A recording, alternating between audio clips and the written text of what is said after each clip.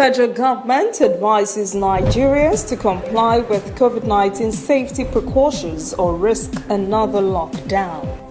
Nigerian Labour Congress wants 40% reduction of new electricity tariff. In international news, Latin America now nears 19 million COVID-19 cases, with more than 9 million in Brazil alone. And in sport, Chan hosts Cameroon, Mali are now in the semi-finals of the competition.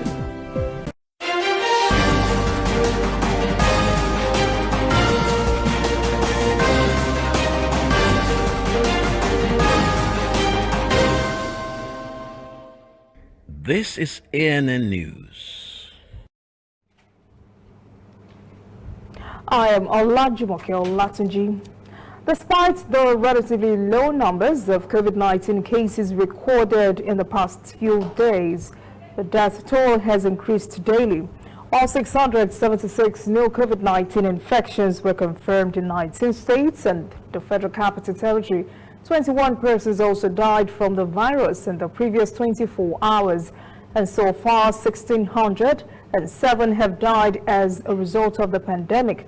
Of the new infection figures, Lagos topped the largest share with 227, Rivers 73, Niger State 69, Plateau 56, FCT 50.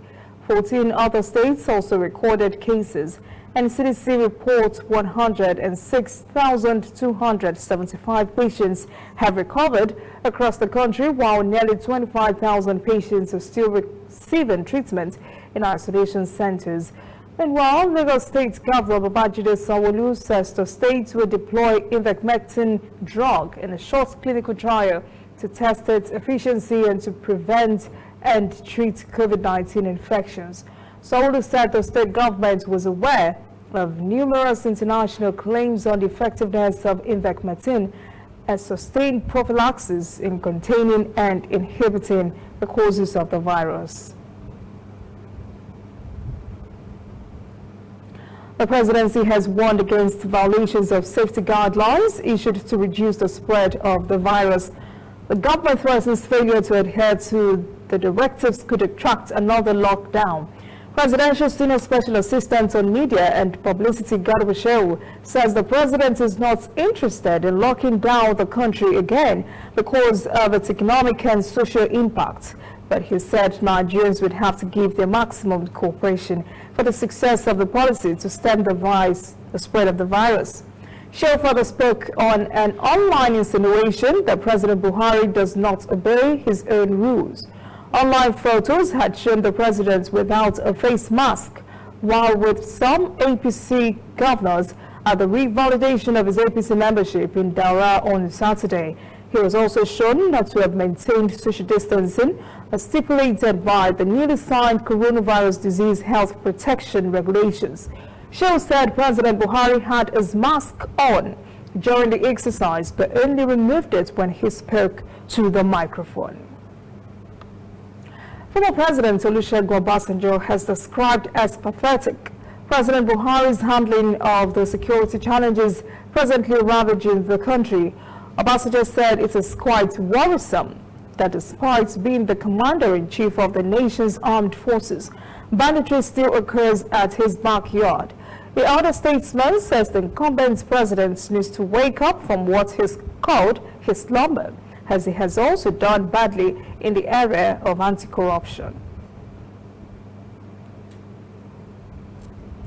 The federal government has extended by 8 weeks the ongoing national identification number and SIM integration exercise.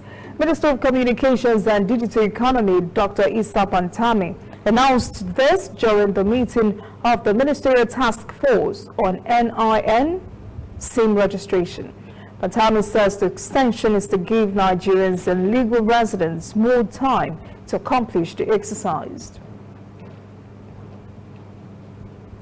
Organized Labour is demanding for a 40% reduction in the new electricity tariff introduced in September. The union also maintains that gas, which is a major component of the distribution companies, should not be sold in dollars. Labour is insisting on a minimum of $1.50 for gas and that inflation and foreign exchange should be reviewed. Minister of State for Labor and Employment, Festus Keyamo, who is the chairman, said the committee was still working and its outcome will be made public once it's ready. Rice Processors Association of Nigeria has appealed to the federal government to criminalize the sale of foreign rice in the country. Director General of the association, Andy Ekwelem, stated this while addressing journalists in Abuja on Saturday over the influx of smuggled rice. Ekwelem says this is the right time for the government to take drastic action before the country's rice mills collapse and lead to job losses. He said many Nigerians could lose their jobs because of the activities of smugglers in this trying period. He said the government's recent reopening of the country's borders has once again caused the markets to be flooded with foreign rice.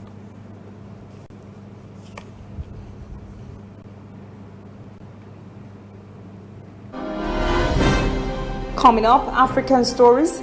Africa CDC secures another 400 million COVID-19 vaccine doses from India. And later, international news. Latin America now nears 19 million COVID-19 cases, with more than 9 million in Brazil alone.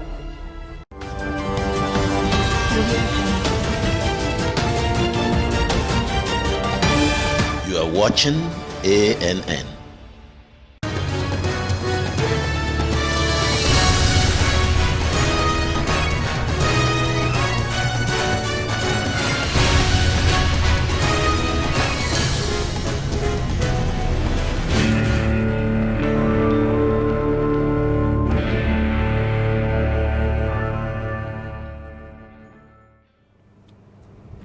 Welcome back. This is ANN News. Africa is forging ahead in procuring COVID-19 vaccines for its teeming population. Head of the Africa Center for Disease Control and Prevention, John Ikengasong, says the African Union has secured another 400 million doses of coronavirus vaccine in a push to inoculate 60% of the continent's population over the next 3 years. Correspondent Gideon Chala reports.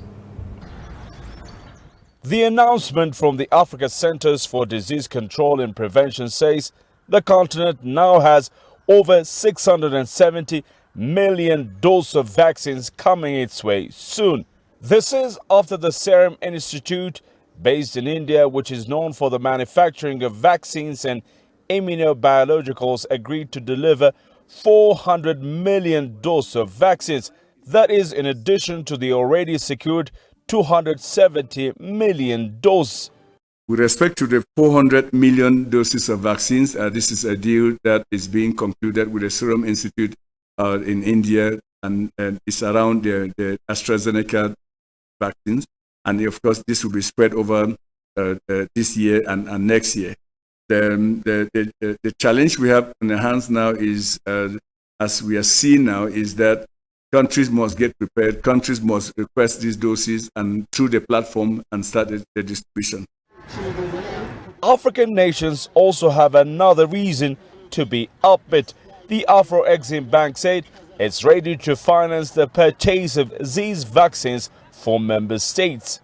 Afro-Exim Bank again announced that they are committed up to $2 billion to support member states that were interested in working through the AVAC mechanism. AVAC is the African Vaccine Acquisition Task Team that was set up by the chair of the union, His Excellency Cyril Ramaphosa. So the financing is available to member states. We have now issued note verbals and with forms to member states so that they can begin to send in their requests to express their interest on the vaccines that they will need. The Africa Centers for Disease Control and Prevention has also indicated that the vaccination work in Africa will start soon, and it will be the over 3 million health workers on the continent who will be given priority when the vaccinations begin. On its own, Egypt is taking action to also procure as many COVID-19 vaccine doses as it can. A shipment of 50,000 doses of Oxford AstraZeneca vaccine has just arrived in the country, and correspondent Adu El Marouki tells us how those would be distributed. The 50,000 doses from AstraZeneca doubles Egypt's stock to 100,000. Cairo is struggling to secure enough COVID-19 vaccines and ensure the regular flow into the country. I think that this challenge is for all countries, not only Egypt, especially the developing countries who didn't have any productive facilities. In total, Egypt says it has secured agreements for 100 million vaccines, 40 million of which are from China's Sinopharm, which medical teams here have started to receive. The government says most of the 60 million remaining will be the Oxford AstraZeneca jab. The difference between different vaccines now depend on logistics, the mode of transportation and the mode of storage. The Chinese vaccine, as it is a classical vaccine, it could be transported and stored at refrigerator temperature. Other vaccines may require very low temperature. It's found here in Egypt minus 20 or minus 80 deep freezers, but the amount of vaccine to be stored need very large number of very low temperature refrigerator. Egypt's health minister Hala Zaid says the public health sector has the capacity to store some 140 million COVID-19 vaccines. That infrastructure is mainly suitable for traditionally manufactured vaccines. As every person gets 2 jabs, what Egypt has a hold of is enough for only 50,000 citizens. And the country managed to secure that amount in 2 months. This is insufficient to inoculate the nation's medical staff, let alone limit the viral spread. Algeria has extended its COVID-19 partial lockdown until mid-February. The Prime Minister's office says the lockdown in a number of places across the country will continue for 2 more weeks. A curfew earlier imposed from 8 p.m. to 5 a.m. local time has been lifted as a result of the improvement in sanitary situation and the decrease in number of COVID-19 infection cases. Meanwhile, the country has begun discussions to have Russia's Sputnik V COVID-19 vaccine made in the country. Prime Minister Abdulaziz Jirat's office says the 2 nations have agreed to start the process of making the vaccine in Algeria. The government did not give a manufacturing timeline, and also did not specify the quantities of doses to be produced.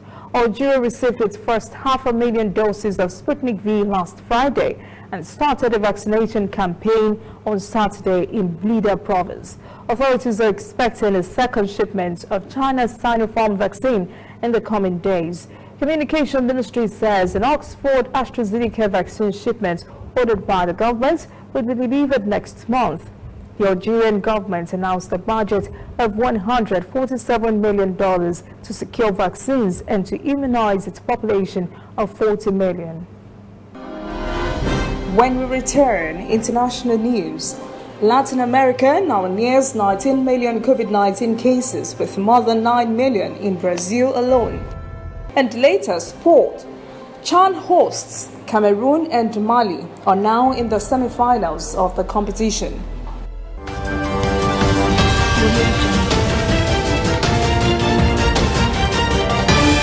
You are watching ANN. Somewhere in the world, every second of the day, news is happening. And of course, Nigeria is bustling with news day and night. That is why ANN doesn't sleep. Our eyes are peeled, wide open, so no story escapes our radar.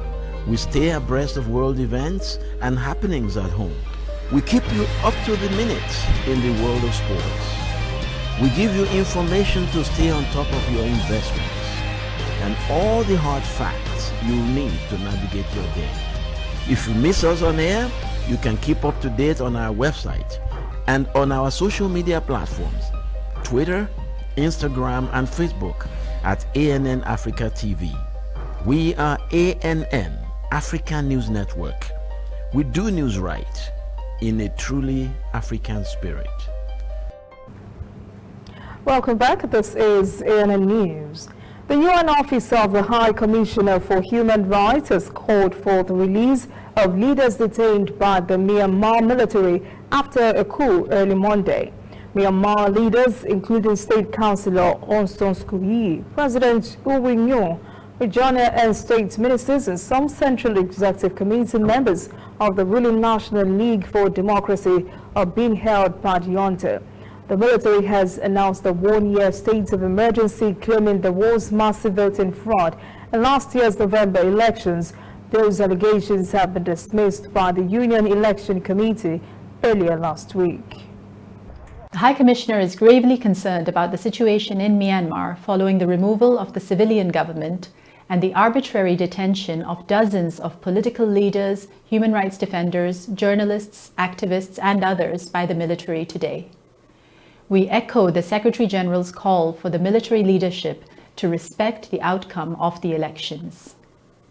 The High Commissioner is alarmed by reports suggesting that at least 45 people have been detained, including elected parliamentarians under confinement, and we call for their immediate release. Dhamdasani also called on the international community to stand in solidarity with the people of Myanmar at this time, and for all states with influence to take steps to prevent the crumbling of the fragile democratic and human rights gains made by Myanmar during its transition from military rule. A COVID-19 pandemic is bearing down heavily on Latin American countries where the infection rate is now nearly 19 million. In Brazil alone, more than 9 million cases have been recorded and systems are getting overwhelmed across the countries. The hardest hit Brazilian state of Sao Paulo imposed red phase restrictions last weekend, only allowing facilities providing basic services to open. Meanwhile, Argentina's health ministry reported the country registered nearly 5,000 new cases on Sunday, piling up the national tally to nearly 2 million and 43 more deaths from the disease, raising the national death toll to nearly 48,000. And Cuba's Ministry of Public Health said on Sunday the country had seen 1,012 new confirmed cases, surpassing the 1,000 mark of daily additional cases for the first time and bringing the cumulative number to nearly 27,000. The ministry also reported one new death, bringing Cuba's national death toll to 214. The Cuban capital of Havana has been among the most severely entangled areas with the pandemic, with daily new cases reaching 458. The city of Berlin is taking steps to ensure the elderly get off public transportation to stay safe while they get vaccinated against the coronavirus. It has begun offering free taxi rides to get the elderly to vaccination centers. Evangelos Sipsas reports. For Leszek Nadolski, this is one of the first rides in days. With fewer people going out over the last few months, he has certainly been feeling the impact of the pandemic. But today, his doors open again. Not for someone hailing him down to catch a ride to the airport, but for two special passengers. 85-year-old couple Ursula and Klaus have an appointment in Berlin city center to get vaccinated for COVID-19. But since they can't drive, they rely on others to get around. The experience of the cab driver giving us a ride is better than if we try to get there ourselves. It's also difficult for us to find our way to the centre. And for many of my age, the legs no longer work so well. Leszek is one of the many Berlin taxi drivers assisting pensioners across town and back to vaccination centers for free. I was really happy that we could do our part to contain the pandemic. And I was also relieved that the elderly don't have to take the bus or the subway to the centre like that. Also, the orders we are getting now because of the vaccinations will help keep us afloat.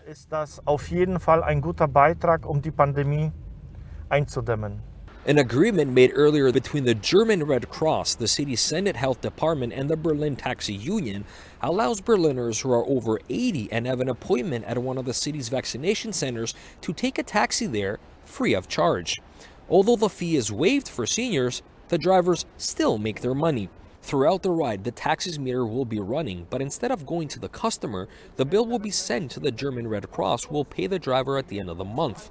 For the German Red Cross, this initiative is the fastest and most secure way to get seniors vaccinated. When we learned that the health department decided to vaccinate people over 90 years old, it was clear to us that these seniors cannot go alone by bus or public transport to the centers. We also realized that they will always need company, and having their loved ones with them could cause delays. Therefore, I spoke with the city senator, and we both came up with the idea.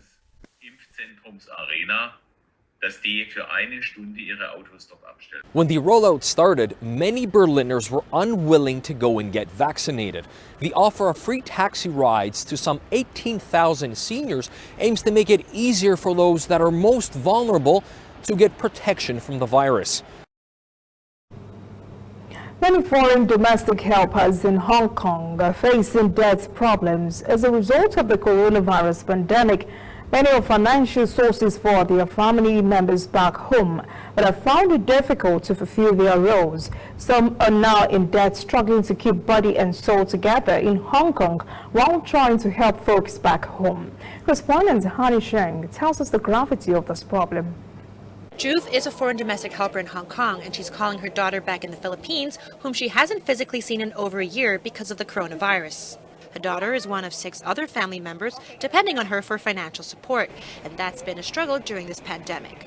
Her husband, a tour guide and driver back home, had bought a van in 2018 for his business, but the lockdowns severely affected his income and he couldn't pay off the van's monthly installments. Before the pandemic, my husband can handle his expenses for the business and for the car loans and can share 50% of his income for our family. Early stage of pandemic, we have savings, so we can cope up with the monthly due. But around September, it really impacted so much because the amount of monthly due is equivalent for my 1 month salary. Here in Hong Kong, Juve took out a loan 4 times her monthly salary so her husband wouldn't lose his van, which is his livelihood, and all the money he'd already invested in it. The city has almost 400,000 foreign domestic helpers who earn a minimum monthly wage of around $600. Juve earns just a little more than that. Now, 30% of Juve's savings goes to paying off her new loan, 65% is sent back home, and 5% is left for herself. She still has a remaining 70% of her debt to clear over 10 months. Like Juve, other helpers face a similar plight. Enrich HK, an NGO that offers financial counseling for foreign domestic helpers, says its services increased by 24% in the first 3 quarters last year compared to 2019. During the pandemic, a lot of financial issues for migrant domestic workers have been exacerbated. Many of them have had an increase in expenses, things they haven't foreseen or budgeted for, and that can be emergencies like medical expenses, that can be family members who are unable to work at home. She adds that there's a ripple effect when the economy isn't doing well because employers losing their jobs will affect their helpers' jobs. And if these helpers have loans, the guarantor then has to pay those loans. Not to mention, each helper is usually also supporting at least 4 people back home, and they'd be impacted too. A report found that 83% of the city's foreign domestic helpers was in debt in 2018, and Zamira anticipates that number to be higher now. She explains that many helpers have already been trapped in a cycle of debt even before the pandemic. Such financial pressures range from having to pay off recruitment fees, sending money home, lending money to friends, or being vulnerable to scams. Unethical money lenders that target domestic helpers with less favorable terms are part of the problem.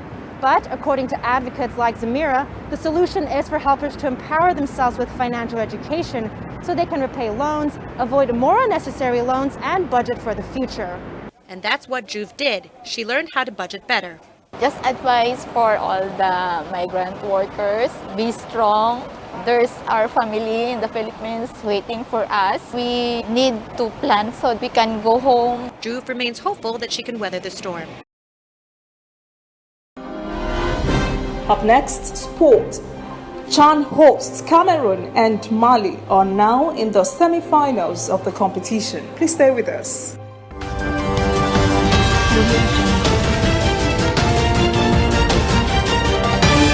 You are watching ANN.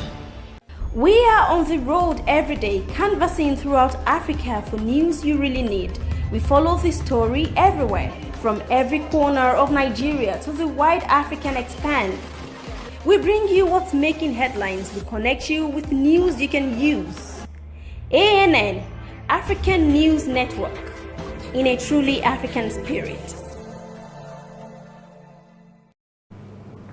Welcome back. This is ANN News. In sport, Ahmad Ahmad has returned as president of the Confederation of African Football, CAF, after a ruling by the Court of Arbitration for Sports temporarily cleared him of contravening the governor's body's code of ethics. The 61-year-old was banned for 5 years and handed a $200,000 fine by FIFA in November after being accused of disloyalty, offering and accepting gifts, abuse of office, and misappropriation of funds.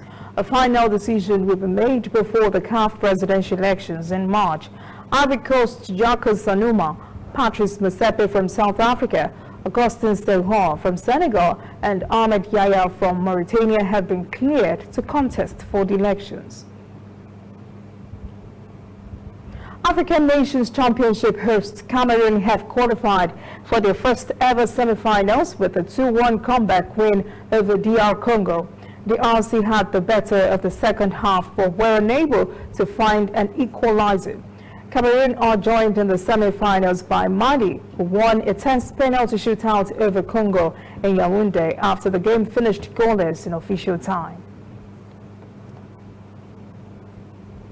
And that is ANN News this evening. Thank you for joining us. For details on these and other breaking stories, visit our website, annafrica.news. Conversation continues on our social media platforms, Twitter, Instagram, and Facebook at ANN Africa TV. I am Olajumoke Olatunji. Have a pleasant evening.